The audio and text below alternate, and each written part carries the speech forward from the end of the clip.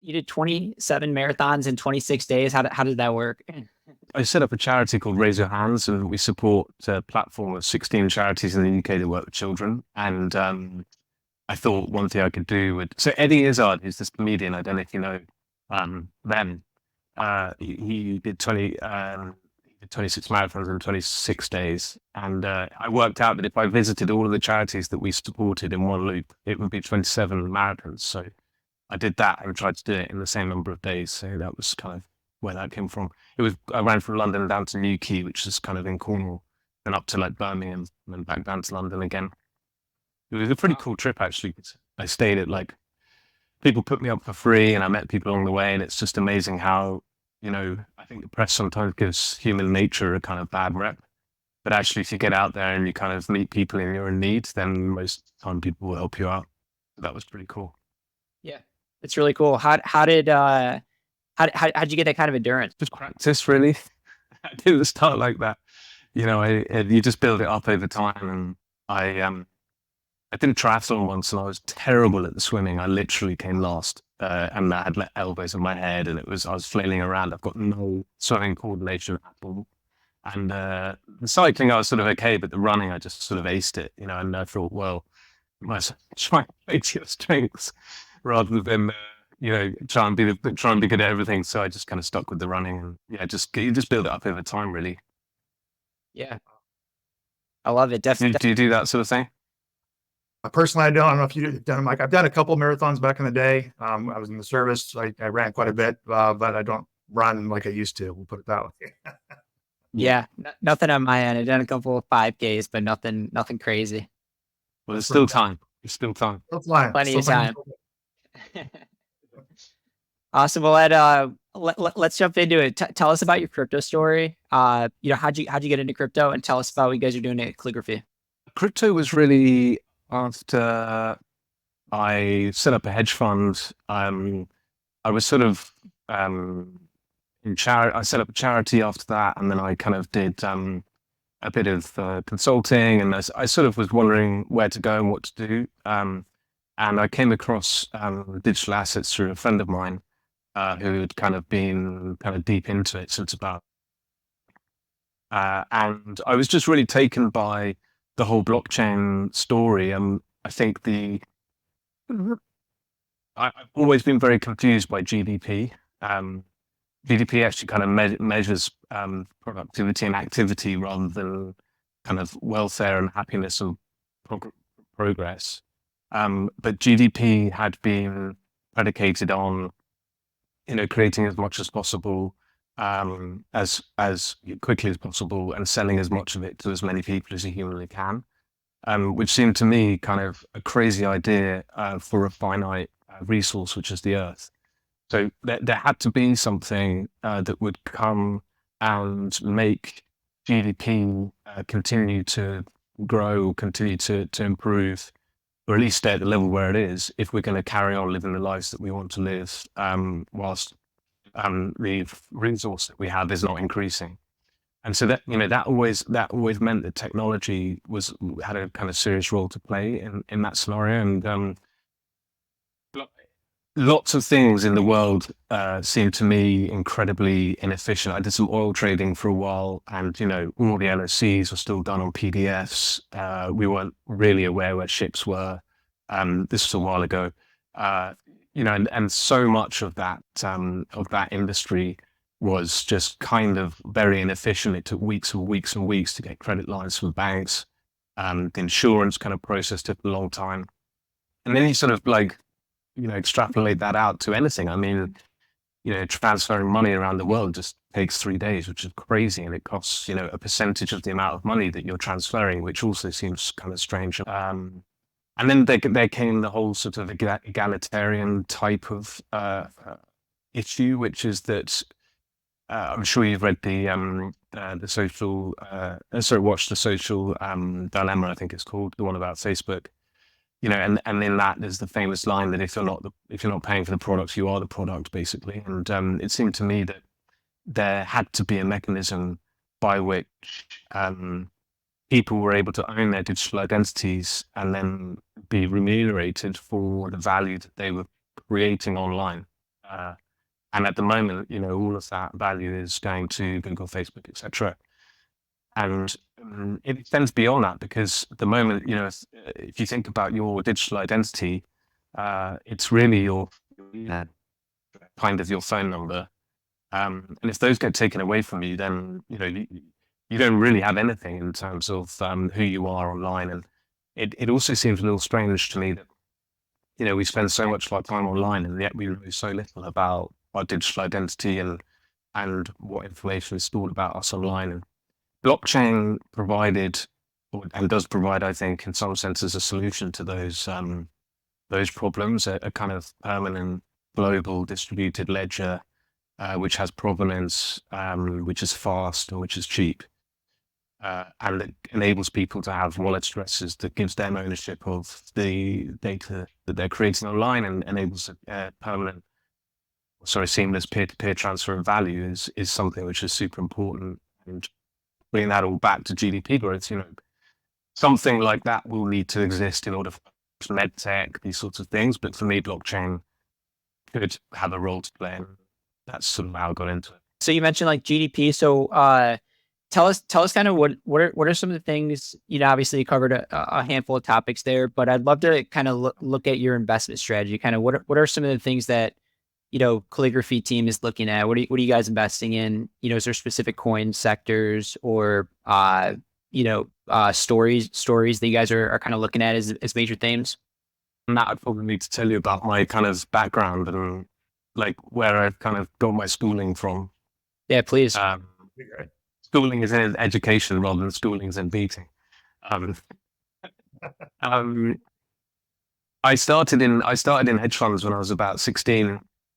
I was filing fact sheets and prospectuses in the basement of a fund of funds in my summer holidays, and they've really illuminated, if you like, the performance variability around hedge funds. So one summer the guys would be up, and next summer they'd be down, and it kind of seemed to me that there was not really that kind of consistency in the returns that their hedge fund managers were providing. And I actually met, I think I was 18 years old when I interviewed my first hedge fund manager, a guy called Ben Coghill. I remember it really well. He was a stock picker, long, short, equity, small cap hedge fund manager. And I was kind of totally blown away. I just thought, wow, this is the coolest thing ever. And I met him, and everything that he'd done and said was just so cool. I just couldn't believe that I was in the room with him. And then the next summer I was filing fact sheets. I came as fact sheet, it was down like 30%. The market was up 10. I just thought, wow, what's going on here? And it was a real sort of deep dive, if you like, into the kind of variability of returns. I read a book called Quest for Alpha, which is by a guy called Swedroe. And in that book, he talks about how managers can actually be detrimental to returns. So if you took all of the managers in the market, you end up basically with the stock market, right? Because this time, most of the managers were investing in stocks and bonds as well. But basically, you end up with the market minus fees. And his kind of theory, if you like, hypothesis was that, active managers basically end up over the long run underperforming the benchmark. But I was definitely sure that there was something there, because there were some guys who did continue to perform. And certainly, like Medallion was a fund that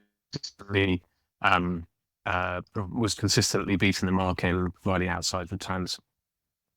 So anyway, I went on to do psychology at uni, and I did a master's in organizational behavior and I'm studied behavioral finance and that sort of thing.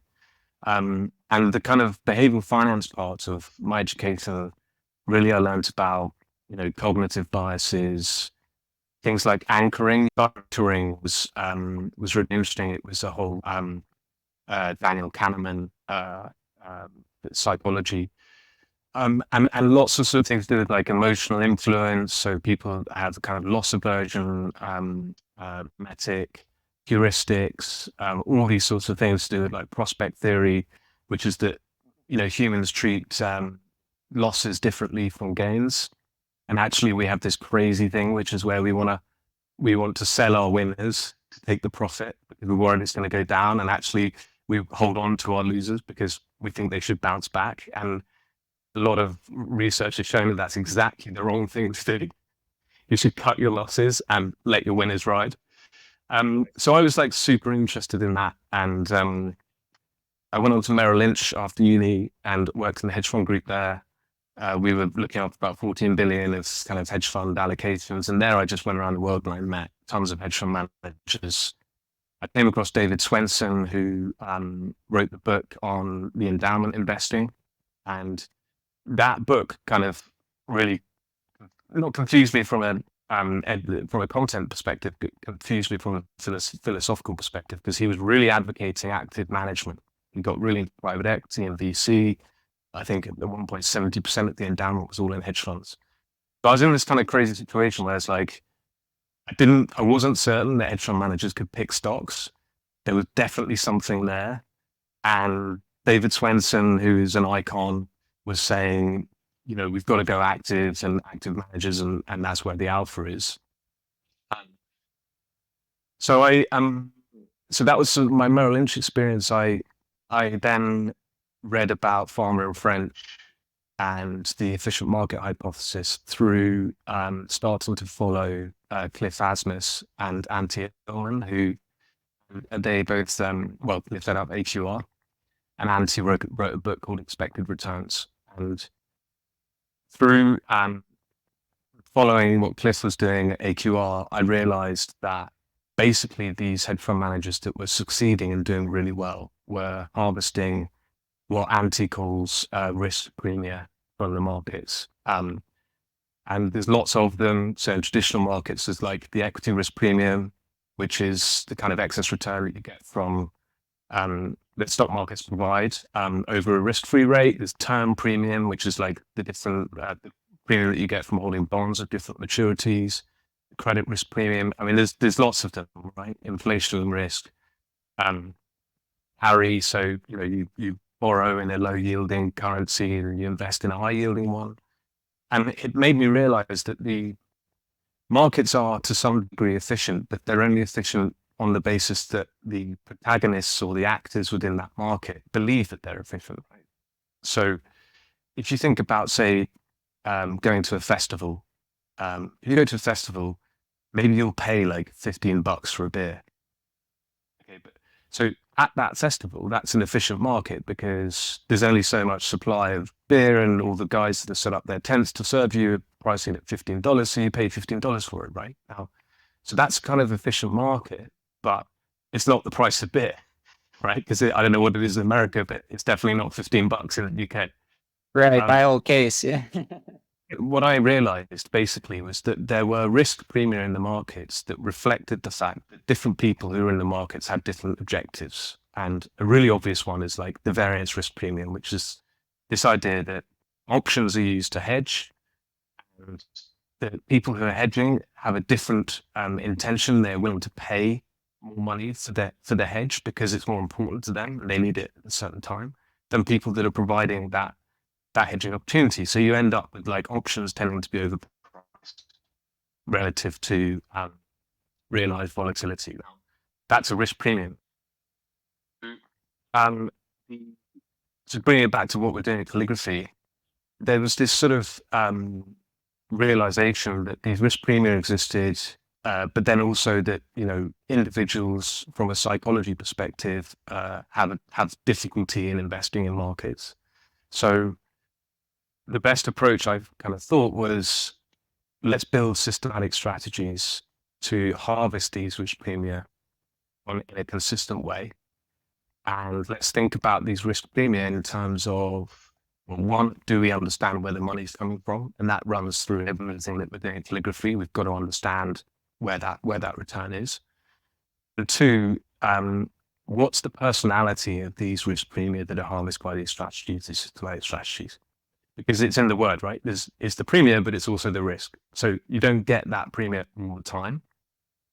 So what we do at Calligraphy is we build these strategies to harvest this risk premium, but then we really create personalities out of them based on different market environments.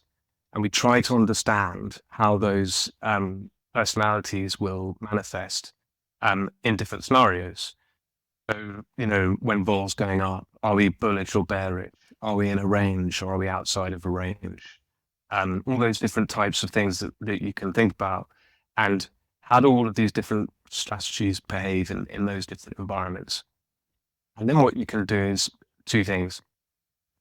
One, you can understand what I call the efficiency ratio out of each one of those personalities and say, okay, are we winning more than we're losing in numbers of days? And on days we win, are we making more than we lose on days we lose? And that gives you an efficiency ratio, which is basically above 50% you're making money and below 50% you're not. So you kind of know whether the premium in that particular market environment is profitable or not. The second thing is thinking about the returns in terms of the normal distribution. No return stream is normally distributed. But thinking about it in terms of two sections. One is the normal distribution. The second is the fat tail risk. And what we do is we really try to understand the fat tails of these systematic strategies of these risk premium. And then we're in the business of offsetting those fat tails against one another. So to give you an example, the implied versus realized risk premia, which we can harvest through Bitcoin options and futures, we'll do quite well in a high vol environment. But trend and momentum in high vol sideways markets will do really badly. Now, if you combine those two risk premia with one another, you should be reasonably impartial as to whether volatility is high or low, because you've got two sources of return that will offset one another if vol spikes. So that's how we kind of go about generating returns and how we go about sort of managing the risk. What are your thoughts in the traditional market versus kind of the digital asset ecosystem? The efficient markets, kind of what you're looking at, risk premia.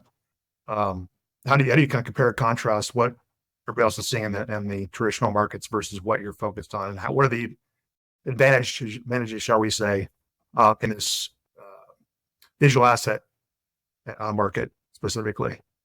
Well, I started a hedge fund in traditional finance at 26. Right, exactly. Doing this, and the differences are massive. We were running an absolute return fund, and if we made 10% a year, that was pretty good. And we were really patting each other on the back. In crypto, if you're not making 30%, you might as well pack up your bags. So I mean, the return opportunity in crypto is massive. When it comes to risk premia, there are a few things that are really good. One is high volatility and the delta in volatility. So, the change in level of vol, which is really important.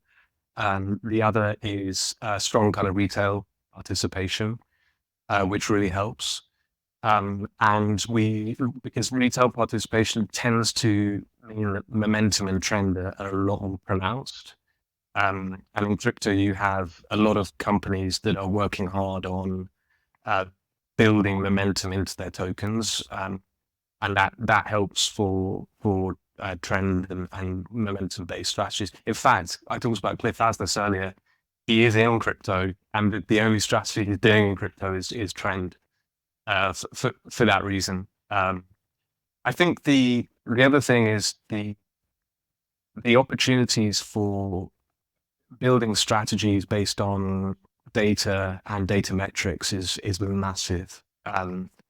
We're big fans of Glassnode. They've got we're API'd into their system. We've got 720 data points that we can use in order to develop new strategies, fundamental alpha strategies. We're looking at quite a lot of what we call tides, which is based on when people are trading in the markets. I can go into any of these in more detail if you like. But the data, the depth of data and the way that we're able to use data and input that into our systems is huge in crypto. Yeah. So sounds like on chain is a pretty big aspect of what you guys are looking at. On chain. It's amazing. Yeah, yeah, and you know, well, feel free to ask me anything you like about that. I won't preempt. Yeah. Let's dive into it. So I mean, on chain data. What kind of things are you guys looking at? Are you looking at wallets with X amount of balances? You guys looking at kind of like more retail wallets or institutional wallets, maybe with larger balances? Start at a high level. Take us down. Well, so I mean, as I said before, we're in the business of understanding the market environment that we're in and building the portfolio from a risk perspective to optimize returns from that particular market environment. I think a recent kind of example was pre-halving, pre-ETF. What environment were we in then, and what was the environment that we thought we were going into? And we have to position the portfolio quite differently from a kind of sideways choppy market to a huge bull market.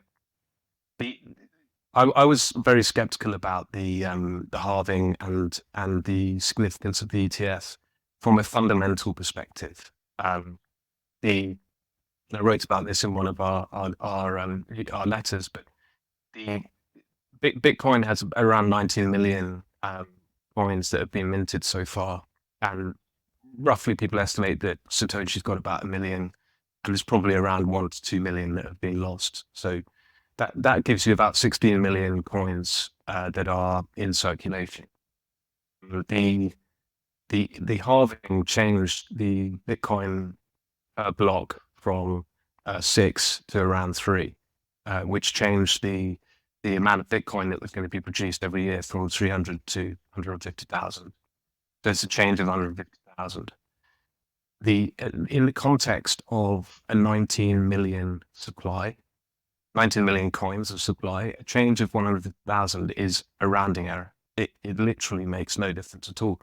And the same really can be said of the ETF. I mean, I think BlackRock is the largest ETF right now, and they have, I think, around 300,000 Bitcoin in total. The ETFs have accumulated, or as the press like to put it, amassed 870,000 Bitcoin or something. Again, in the grand scheme of 19 million coins, it's a rounding error. Now, what you can do is look at the on-chain data, and you can look at what are whales doing. So anyone that has more than 1,500 Bitcoin in their wallet, what are the long-term holders doing? Where's the MVRV? What's the ratio of realized cap to market cap? So realized cap is basically the value of the market based on what value coins are traded at, right? So something has to have been bought or sold, and the realized cap's about half of the total Bitcoin market cap, which is 1.2. If you compile all of that data and monitor it quite carefully, what it tells you is that some of the long-term holders were selling, and that tends to happen up to and around the halving. But on the whole, the dynamic hadn't changed, and definitely this supply-demand change from the ETF and the halving was not going to fundamentally change the dynamics of the market. From that perspective, when we're looking at how we position our portfolio, it's really important that we're kind of sober and pragmatic and objective. From our strategies perspective, it's really the world's oyster. I mean, we're building at the moment some strategies that are looking at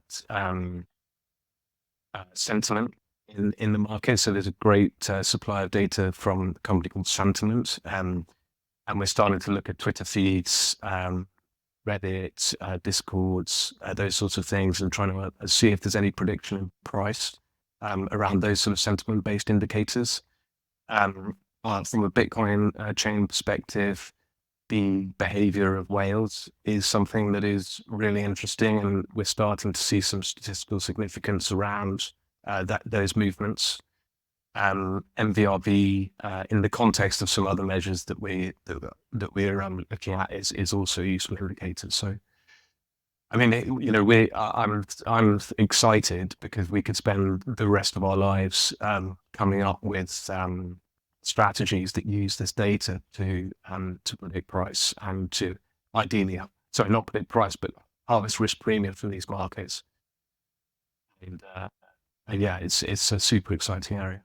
What does your universe look like? Are you guys primarily looking at like, larger cap, maybe Bitcoin, Ethereum, or are you guys, kind of going more down the stack? We're very sensitive to liquidity. If you ask me what the biggest risk is in this space, it's liquidity. I read somewhere, and this is, I hope, wrong, but if everyone sold everything in crypto, you'd end up with about 15% of the market cap of crypto, which I think is like 2 trillion or something. Which is quite a static prospect. They're always going, right, crypto's over, we're done. You're going to end up with 15% of 2 trillion, whatever that is, but it's definitely not 2 trillion. So we're really sensitive to liquidity. We tend to look at tokens that have an SDD of over 10 now on the whole, and that needs to be real SDD, not posted STD. Oh, that's interesting. I'm just curious. You mentioned liquidity in the context of tokenization or digitalization of the process. What do you mean by how do you tie those two together? I guess. What are your thoughts there?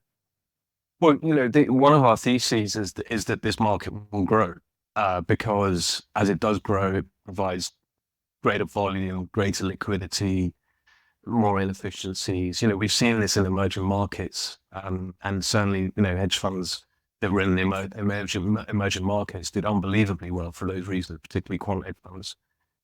It is a part of our thesis that this market will grow, and tokenization is going to lead that. I mean, I much prefer being in the position that I'm in right now, which is that I'm kind of agnostic as to whether it's Ethereum or Solana or Bitcoin or Tron or something else that makes it, if you like. I happen to be of the opinion that there will be at least, there will be unicorns in this space that will change the world and will change the infrastructure of the financial system.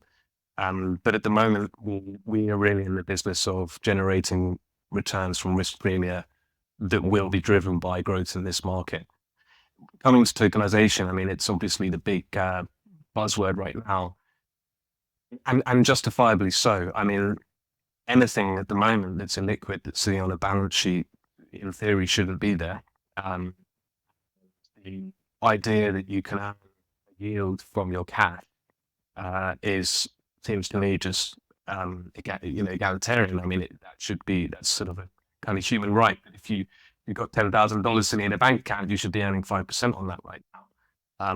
And so what they've done with the Biddle Fund is hopefully going to change the way that we think about cash and the use of digital dollars, because that obviously is effectively a replacement for USDT and has an embedded treasury yield in it. At the moment, that's only for institutional investors, and the hardest nut to crack in tokenization is going to be, okay, how do I get around the problem? I would KYC everyone in the world, because you need to have institutions only at the moment, sophisticated investors that hold that fund. Then we'll get there, and that maybe it will be WorldCoin, maybe it will be Polygon, maybe it will be someone else.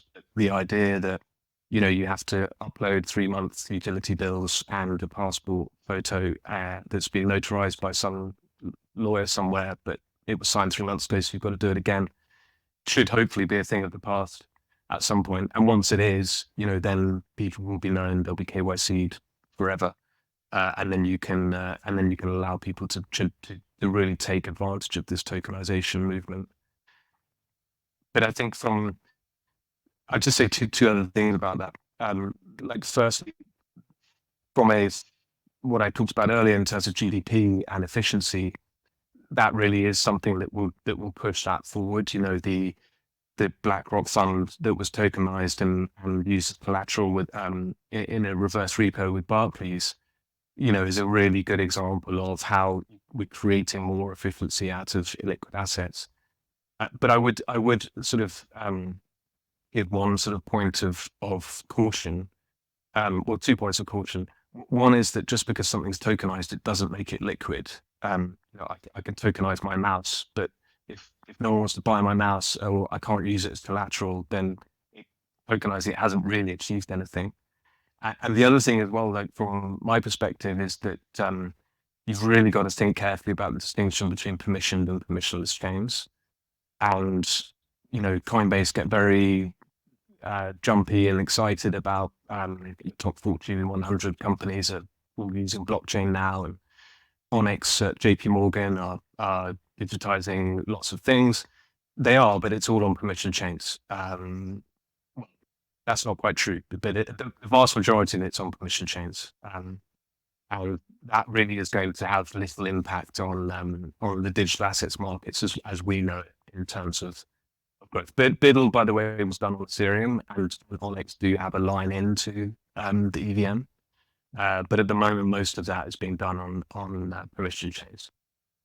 Yeah, that's really interesting. And obviously, this comes up quite a bit for us. Not like you mentioned, the buzzword tokenization is everywhere, but tying the fact that just because you tokenize something doesn't mean it's liquid. I think it's definitely insightful. I think everybody talks about just tokenizing everything, but what is the actual impact of use case, right, for efficiencies? I always look at too, like these markets. Talk about secondary markets. Where's the price discovery? Where is the market buyer and seller yet today? That's the promise. But definitely, I think that's a great insight that you kind of gleaned there and kind of outlined for us. I think it's important. Let's talk about the psychology side of things. So what talk to us more about that kind of, you mentioned, a couple of the, forgot I, went through a lot of this in the CFA side of things, the different ways that people have, fallacies when it comes to, habits and things like that. But why don't you talk to us about the psychology side, and what are some of the things that you guys are looking for on the psychology side? Well, there's 2 ways to think about it, I think. One is the psychology of markets, which provide us with the opportunity to generate returns. And then there's the other side, which is the psychology of investing, which normally is detrimental to returns and tends to mean actually investing is better done by computers than it is by people. I mean, I can give you some examples, like I mentioned briefly earlier, but like some of our cognitive biases are like overconfidence, for example. So we really overestimate our knowledge and ability, which does tend to lead to excessive risk taking. Like confirmation bias, for example. So we tend to seek out kind of information that that confirms like beliefs that we've had, and that also leads us to kind of ignore contradictory data. A lot of the emotional influences around investing is really powerful. I mentioned kind of loss aversion earlier, but we fear losses much more than we value gains, and that does sort of rational kind of decision making, particularly when it comes to risk. Herd behavior, so we'll kind of like follow the crowd much more, which then leads to kind of bubbles and crashes, and we saw that sort of in ICOs and the internet bubble and stuff like that. One thing that I've found in my early days was like something that's called regret aversion, which is you'll do something because you are worried that if you don't do it, you'll regret it if it works out, which if you think about it is crazy. But actually, the numbers of people, and sorry if it's you guys, but the numbers of people that bought, Bitcoin at 70,000 because of regret aversion. And oh my God, I read somewhere it's going to 100K. I haven't got exposure yet. I might regret this if I don't get it. And so you buy it, you buy at the top, which is just a kind of bad way to go about investing. I talked about kind of prospect theory and the sort of mental accounting as well, which is that we will treat, and this is especially important for me because I manage, assets and I manage other people's money. You can treat other people's money differently than you would treat yourself, right? So, and particularly as a hedge fund manager, the risk of using other people's money to try and like take outsized bets, generate performance, because it's not your money, is really strong, and it's not the right way to go about managing money. So we have to be sensible and control risk and make sure that we've got, well, all of these things combined mean that, yeah, I'm of the opinion that computers are better at doing this than humans are. Makes sense. So from a practical perspective, the idea is really kind of strip the emotions and let the machines trade. And the thing is that we, like I said, we're looking at risk premia, and these risk premia, once we've identified them, we just need to extract them. And I really feel for people that are in the business of trying to kind of beat the market, pick coins, or time things, because you get it right half the time. Maybe have a bad day. You've got to have an argument with your wife, or something happens. You go on a bachelor party, and you're not feeling great the next week. And these are real things that actually matter when it comes to managing money. And systematically harvesting risk premia with computers, I think, is the right way to go. You know that the premium exists. You can understand where the money's coming from. You know the risk profile, the personality, and then it's really just a matter of blending those and to achieve the objectives of the portfolio. Yeah, that makes a lot of sense. Did that answer your question? It's a bit roundabout. It does. Yes. Yeah. Thank you. Yeah, and obviously you mentioned a few things on the price of Bitcoin. Everybody seems to be focused on or fixated on the price of Bitcoin, right? What are your thoughts? And obviously, I think kind of what your thoughts are, but from what you kind of just outlined there. But just what are your what's feedback that you see from folks you talk to that are focused on just the price alone? Obviously, there's other things you can make money off that there, but or picking tokens like you said. I'll start with Bitcoin first, and then I'll go to more tokens more generally. So I do have a view on Bitcoin, and that view is based on two things. It's based on what the hodlers and the long-term holders and the whales do, and that you can tell by on-chain data. So, and what I mean by that is the people that own the vast majority of the 16 million, let's say, tokens that are actually available in supply. When do they think that price is topped? When do they look to sell? And on that basis, that for me is the point that Bitcoin has reached its current top price. What the data suggesting at the moment is 70,000 is about that price.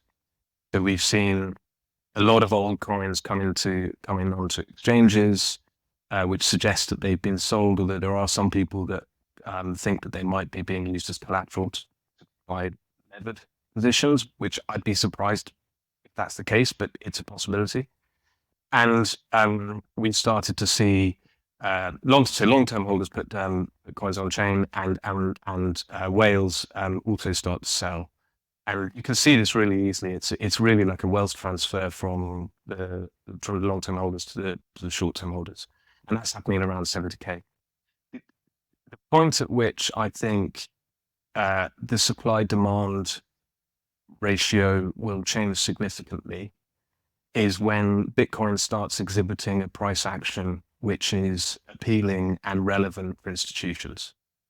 So the ETFs have had a reasonable start. I think the best start of any ETF which is great, and it really does speak volumes to the significance of crypto and digital assets in people's minds. But the vast majority of that flow, if it's not from hedge funds that are halving the funding rate, is from retail and individuals. And on that basis, I suspect my hypothesis is that is a price accumulation, a price appreciation, rather objective rather than anything else. When Bitcoin has its price discovery moment, which means that people are using it for the intention that institutions would have, which is an inflation hedge, a deflationary asset, a store of wealth, etc., etc. Once it reaches the price the behavior, if you like, that institutions are able to treat it in that way, then the supply-demand ratio will change in favor of an appreciating price, because demand will come into the market, and obviously the supply is constrained, and that means the price will go up. I think we're quite a long way off from that. I mean, even today, Bitcoin's down 5%. I think it was down about 11% last month, something around there. You know, it's still a 50 vol asset, and if you're Aviva, that's a UK insurance company, but and you know you're a pension fund, or you're measured by the performance of your portfolio month to month, and you don't want to get fired. And if you've got a 50 vol asset in your portfolio, that you run the risk of getting fired. So it needs to start behaving in the way that institutions need it to behave for it to serve the purpose that it should be serving in their portfolios. But I think we're a bit of a way there, away from that. Yeah, that makes a lot of sense. I guess you mentioned, you know, kind of the change in supply will, I guess, kind of more to like the flight to safety is kind of what I took away from it, where more people start to kind of realize that aspect. You know, I guess in terms of like narratives for Bitcoin, you know, do you think maybe something like that could be kind of the next narrative for Bitcoin, or what do you see for, you know, in the near to, you know, couple months down the line, year down the line, kind of the narrative for Bitcoin? Well, I think that narrative has already started, and it's been enforced with the halving, because most people from the halving, or leading up to the halving, were focused on the narrative of price appreciation and change in supply. I think the real narrative for that was the halving of revenue for the miners. And if you don't have miners who are securing the network, you don't have a network, which means you don't have Bitcoin. So, and you know, miners need to earn fees, and fees need to be generated on the network from something. And ordinals and being able to inscript NFTs onto the chain is one way that will happen. Now, how that plays out from, as we know, you know, Bitcoin is a much revered asset that people are very passionate about, and people tend to have very strong opinions about the purity of the network and what it should and shouldn't be used for. And I get that, I understand that, but I think if Bitcoin's going to survive, there needs to be some other way for the network to be secured than just Bitcoin, minting of Bitcoin, because the price won't go up forever. And you know, if it does fall significantly from here, then you know we're going to see a lot of miners struggle, and then it's like, well, how are we going to secure this network? So I think that narrative of using the network for other things is going to be important for the rest of this year. Any particular types of coins that pique your interest, or what do you think in general? Well, you know, I love Unchained and Laura Shin, and I was listening to one of her podcasts yesterday, and it was all about understanding token value and coin value, and how you kind of work out the right price and stuff like that. They were talking a lot about kind of unrealized gains. So, you know, how many tokens are left in treasury? What's the unlock schedule? What's the value of the token? And then you can sort of work out roughly what kind of token supply is going to come to market on a dollar basis at present. And you know, all of these really interesting sort of super in-depth kind of metrics and stuff. Actually, you know, it just seems to me that people still are avoiding the elephant in the room, which is, to what degree does value from the business on a dollar basis accrue to owners of the token or not? So what's this company, because it's a company of people who are being paid a salary and where they're trying to generate revenue, what's the metric through which that company is then able to generate net profit? And how does that net profit transfer into the token? And it seems to me that people still aren't really kind of talking about that. You know, I've been to a couple of conferences and listened to a few other kind of hedge fund managers talk, and I won't name names, but there's one very, very big digital assets manager in America. People are still talking about tokens like they're shares. And they're not, if they were shares, they would be securities and they need to be registered, the SEC and all that kind of stuff. And in fact, the fact that everyone in the industry is battling this security classification, it to me says, well, okay, well in that case, there's no value accruing to the token because you've agreed that it's not a share. So when it comes to tokens, I'm very skeptical. I think the L1 cryptocurrencies, which are different from tokens, cryptocurrencies come from blockchains and tokens are just minted on it, normally on Ethereum. I think cryptocurrencies is a different situation. We're in the business, as you know, of harvesting risk premia, and those risk premia can exist, for example, in momentum where momentum's down as well as momentum's up. So we're kind of indifferent. And in fact, some friend and momentum in altcoins to the downside would not be, in fact, would be quite good for us in some cases. But I have sort of scratched my head for a while now about is the fact, this whole sort of tokens value accrual, and how profit from a company goes to these things that people are buying on Binance. It seems very strange to me. Yeah, for sure. That's interesting. I was just going to go back to what you mentioned about ordinals, Ed. So obviously, ordinals is obviously an additional use case for Bitcoin. What are your thoughts on that narrative going forward? Well, it's going to depend on the community, really. The technologies there, the BRC20, I think it is done and it looks good and it works. It's secure. There's something around a proof of work blockchain almost being better and having more longevity than a proof of stake chain for a whole host of reasons. Well, I can touch on it lightly, but proof of stake in some ways demands a certain level of token value, because obviously the people that are staking the token have to have a vested interest. So if the token goes to zero, then the staking doesn't work. And there's also issues around centralization when it comes to staking chains, in particular because you have to start with a number of tokens, and it's like, well, who's got those tokens, and particularly with Ethereum and liquid staking alternatives on Ethereum's Lido in particular. It's like, well, how secure is that? Because actually, a lot of Ethereum's held by Lido and Coinbase and people like Vitalik and stuff like that. So you're kind of in this situation where it's like, well, the price has to stay high, people have to still be incentivized, and actually, this token can be in the hands of lots of people. So if you're, JP Morgan, and you're going to use a chain to transfer stuff around the world, do you really want to be using a proof of stake chain or a proof of work chain? So I think the prospects for ordinals and the Bitcoin inscription is really strong, but it's not a foregone conclusion because the Bitcoin community is very split on this topic. Yeah, it's the whole proof of stake versus proof of work is interesting. Jack Maurer just had a good chat about that on I think it was BTC Prague headliner. Good speech. Recommend people check that out too as well. Yeah, this has been great, Ed. Cool. Yeah. Thank you, Scott.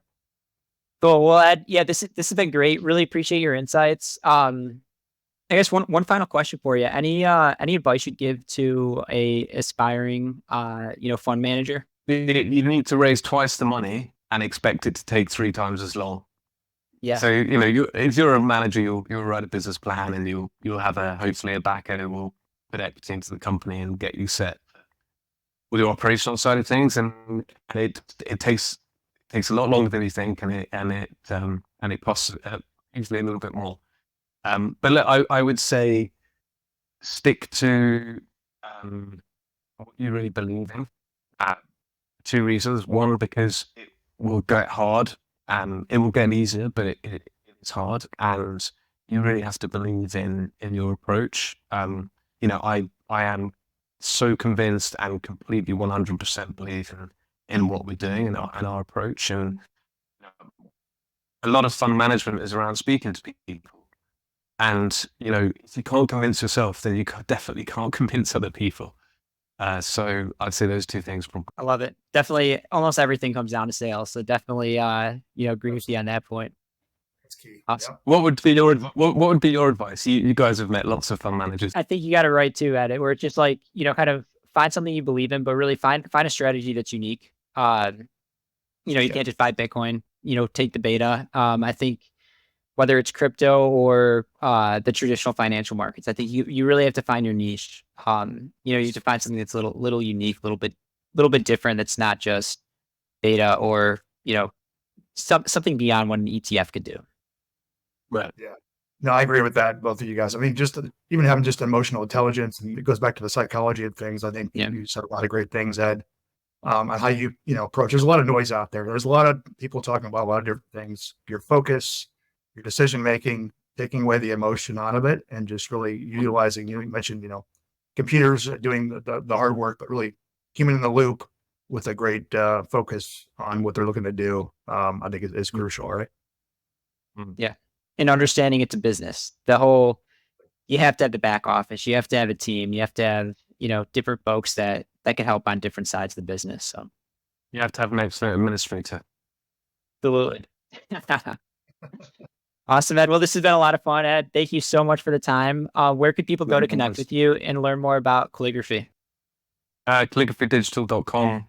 And my LinkedIn is /digital Ed. Awesome. That's great. Well, Ed, we'll make sure to include that in the show notes. This has been a great conversation. We really appreciate your time.